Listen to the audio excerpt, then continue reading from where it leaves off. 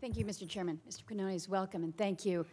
Thank you you. for your leadership on this issue and really raising that level of awareness. As you point out, this has been out there for a while, but I think my colleague just mentioned it's been growing in plain sight here, and thank you for acknowledging that there is no one silver bullet. I think you said that it's a complicated, no silver bullet for a complicated adult problem.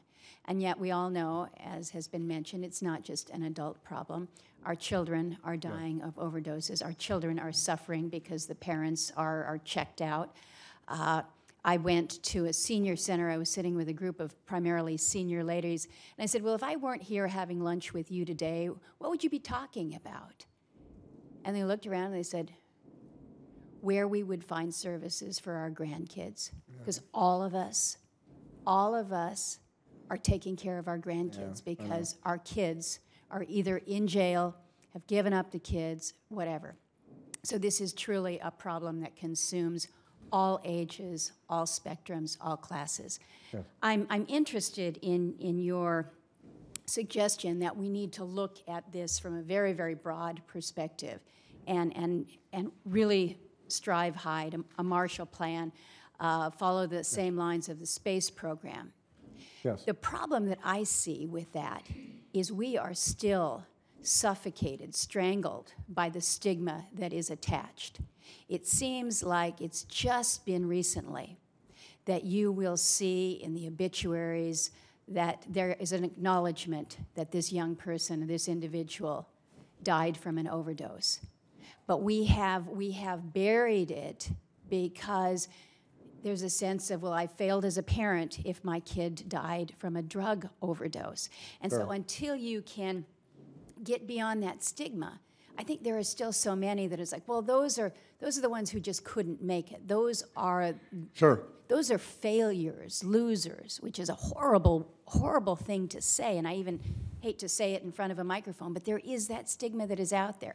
So how do we get people galvanized to help and to be inspired to do something as big as, I agree with you, this needs to be in order to make that difference? Are we making headway in reducing the stigma? Yes, a great question, Senator. Thanks for asking. I mean, I think definitely we are. I can tell you in 2013, I was writing this book, and I had a conversation with my wife. I said, you know, we're going to write this book. We're going to put it out, we're going to fulfill the contract, but the truth is, it's going to die when it comes out because nobody in this country cares about this problem. I could not find anybody to want to talk about except for public health nurse, an occasional narcotics officer, a judge, you know, but everybody else. And the reason was, one of the main reasons was that parents or families were mortified, embarrassed. You know, this is a different kind of problem than has existed in the past. People were mortified at what had happened to their children, and you never, ever saw an obituary that told the truth. It's like the AIDS thing early on, the AIDS issue. People were, well, he died of cancer. Well, in this case, it was, well, he died at home of a heart attack at age 25, you know. Now, I believe that what is helping to change that, I think similar to, say, the gay marriage issue, which is a radical transformation in public attitudes in the last 10 years, is getting to know people who are actually affected by it. And that's where I believe, I know you've heard a lot about how you need to provide more funding for stuff, but I do believe you have a public profile role as senators. I would, if you go to communities, find those parents, talk to them, point out the programs, meet with those county groups that are sprouting up all over the country. It's amazing to see this. And you lend your own high public profile to them. Meet with parents and say, you know, thank you, tell us your story, recruit them. I think frequently there's a lot of folks who would go along, would do that if they were asked, if they were pled with, please do this, you know. And it's, as I said in my testimony, maybe it's because I'm a reporter, but I believe in the enduring power of story to change people's minds. We have, as human beings, from the prehistoric times to today, always needed stories to help us understand. And the only people, and the reason this was not very well publicized was years ago and hidden, was because the people who could best tell the story didn't want to talk.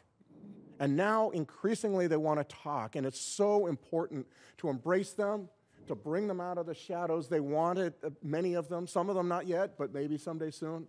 And with that, my feeling is there's a horrible stigma, exactly as you say, and that one of the main ways we defeat that is through stories. And I believe as public officials, you all could have a magnificent role whenever you go home, whenever you go to some public event that may deal with this. Find those parents, bring them out, have them talk a little bit about their lives, recruit them, give them a phone call,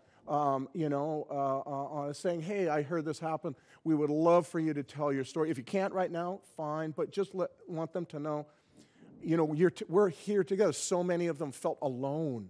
They made horrible, bad mistakes because they thought there was nobody else nearby that they were all alone in this. And I think defeating that isolation, again, is part of the many, many solutions, the things that have to be tried. It's a great reminder to us that it's not just all resources, but that we can have that role too. Thank you, Mr. Chairman. Thanks, Senator Murkowski.